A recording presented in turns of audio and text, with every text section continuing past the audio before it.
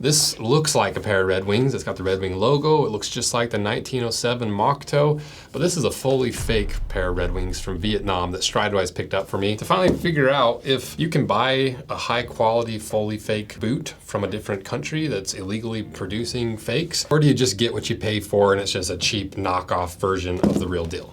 That's what we're gonna find out. And shout out to Stridewise for picking these up for me. He's got a video checking out those places on his channel, so I'll put links to his content about this boot and some other Red Wing stuff below for you guys to check out. So then what are these boots? Well, the brand is not Red Wing, but fake Red Wings. The style is made to look like the 1907. They weigh 1 pound, 5 ounces. They retail for 1,850,000 Vietnamese dongs, or $72 USD. And they say they're made in the USA on the tag, but I am willing to bet everything I've ever owned that they're made in Vietnam. And if you want a pair of the real deal, I'll put that link in the description. I'll also put the videos to this, the real boot and the other mock toes in the description.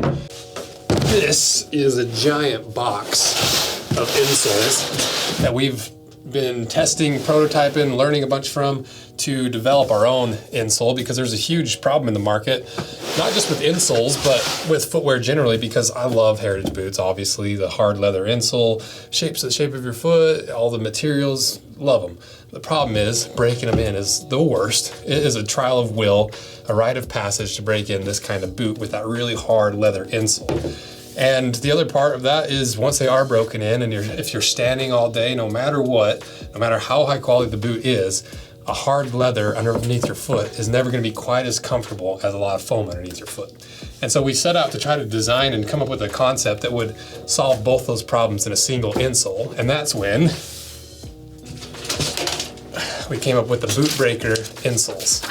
And so what we did is just solve this problem in a very simple way by developing and designing a really thin insole that gives you just enough squish that it relieves that pain from standing all day or breaking in these types of boots, while still being thin enough that it doesn't change your size. It's not gonna screw up the way your boot fits or how it feels. It's 2 millimeters thick, topped with a durable fabric, screen printed, the Boot Breaker logo on the heel there, and a really durable high impact foam. So if you're gonna break in a new pair of boots, or you got a bunch of old boots that you need to soften the pain underfoot and make them a little more comfortable, check out the Boot Breaker insoles below, and give us 2 or 3 weeks. It's the first batch. We're trying to work out all the kinks, make sure it all works, so check them out below.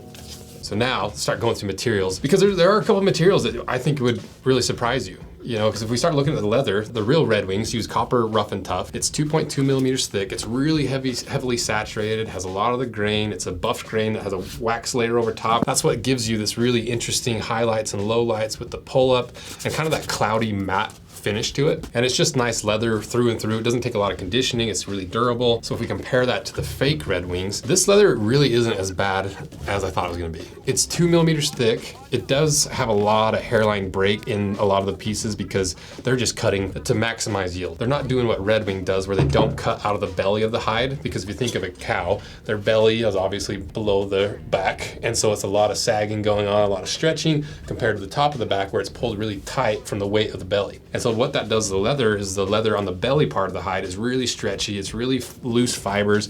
And so when you use it on a boot, that's where you get all these really ugly wrinkles and the layers separating because of that really loose fiber structure. But that's only one panel that's cut from the belly. It is a little bit foamy and dry, but it's not horrible. We've seen a lot worse leathers. It still has some pull up to it. The cross section looks like it's got plenty of grain in it. It's not as good as the Red Wing leather, but it's not horrible leather. You know, you'd see this quality leather, maybe boots $250 and under. It's not even on par with the Red Wing leather, but it's not horrible leather, especially for a $70 fake boot. Kind of surprised me. But then if we look at the inside and the lining, the real Red Wings are unlined in the quarters. You've got a dedicated counter cover, and you've got a nubuck leather lining in the vamp. Compare that to the fakes, and you still have a leather counter cover, but it's a really cheap and just fully suede counter cover. But it's still better than honestly half the counter covers in most of the boots anyway. And then through the vamp, it's a really heavy and really coarse canvas through it. It just seems like that's just leftover canvas from some other project, because it doesn't seem like it would be the optimal choice for lining. And then for the insole, if you look at the inside, it looks like it's the Veg Tan insole that's in the real Red Wings, where it's that nice thick layer of, it's like 5 or 6 millimeters of really hard veg tan leather. It lasts a really long time. It makes it resolable, kind of a pain to break in and can be really hard underfoot, but that's what makes that heritage boot, that heritage quality, and makes it last a long time.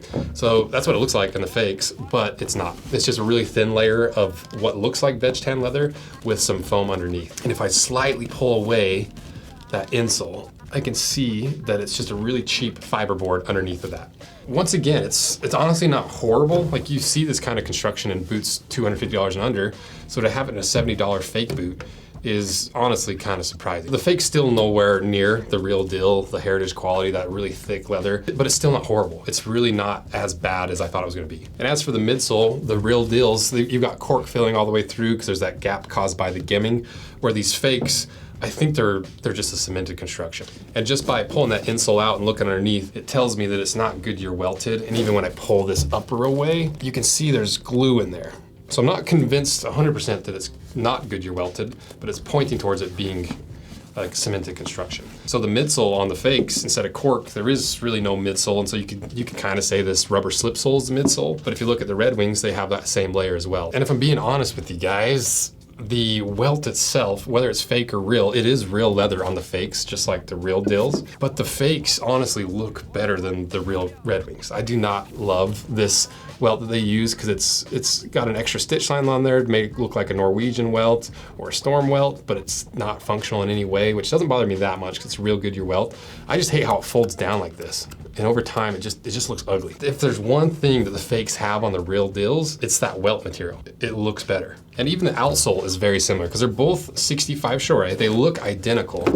The fakes have a different feel to them. I don't think this is a blown rubber. And if it is, it has a lot more air infused, but I'm willing to bet it's not rubber. This feels more like a hard foam, where this kind of has that eraser feel to it. Rubber has a different, like, it feels almost cold in your hand. We also ran the puncture test. The real Red Wings took 208 pounds to puncture through, where the fakes took 71.5 pounds. Backing up what we thought about the internal components, and I think a lot of that result comes from that really heavy and thick leather insole that the fakes don't have. So even though they look the same durometer, the Red Wing is still a better outsole because it's that rubber that's gonna be grippier, it's gonna last longer, and this is basically just walking on foam. It's gonna wear out really, really quick. So honestly, from the outside, it's kind of crazy how close these are and how good the materials are in them for like a fourth of the price. So let's cut these things in half and really dig into this, because a lot of times in these fakes, where they really hide the flaws and the corners cut and the price savings is all on the inside where you can't see it. So let's cut them in half.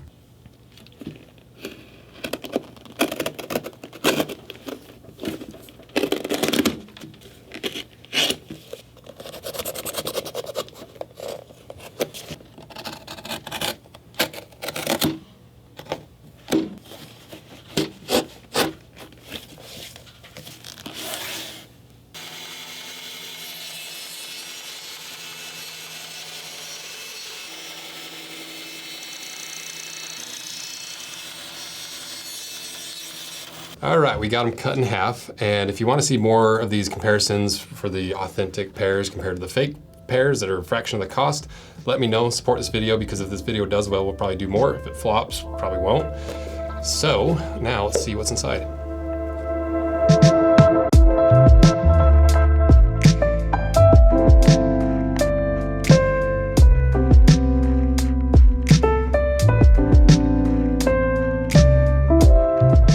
Exactly what we thought on the inside.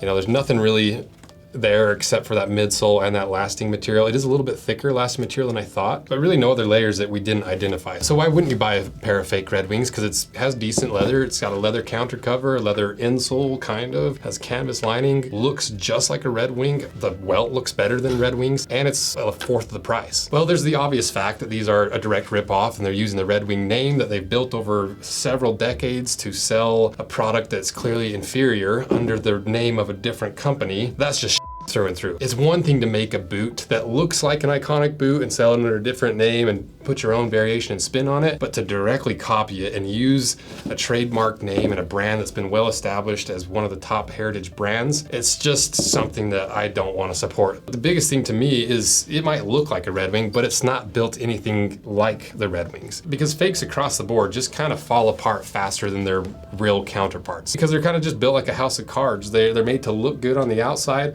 without without any real substance on the inside. All it takes is just a little push, a little breeze of wind, and the whole thing comes tumbling down. Let's see if it, yeah, like this, good Lord.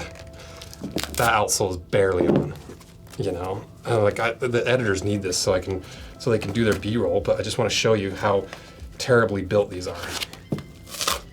Which backs up that they're cemented and not cemented very well. So that is why you shouldn't buy fakes, because you're not getting a quality boot. You're getting a fourth of the boot for a fourth of the price, and they're using the good name of Red Wing to sell a really bad product. To me, support the real deal because there is a distinct difference between this boot and this boot knockoff. Regardless of the name stealing, regardless of the shady business practices, it's just an inferior boot. And in the heritage world, a lot of times you actually get what you pay for. So you just can't get a pair of fake Red Wings that are anything close to the real deal for a fraction of the cost. So let me know what you guys think. What other fakes do you want me to compare to the real deals? And support this video if you want to see more, because I like doing this kind of stuff. I like exposing this stuff because I've had my own products ripped off by companies, and it's so annoying. You work so hard to get this thing built up, and someone across the sea just rips it off and tries to sell it at a fraction of the cost, devaluing your brand. And so it strikes a nerve with me, and I hate that stuff. So thank you guys for all your support. Don't buy fakes, buy the real deal, and thank you for all you guys do. See ya. But do that again. So, but if we look at the axle,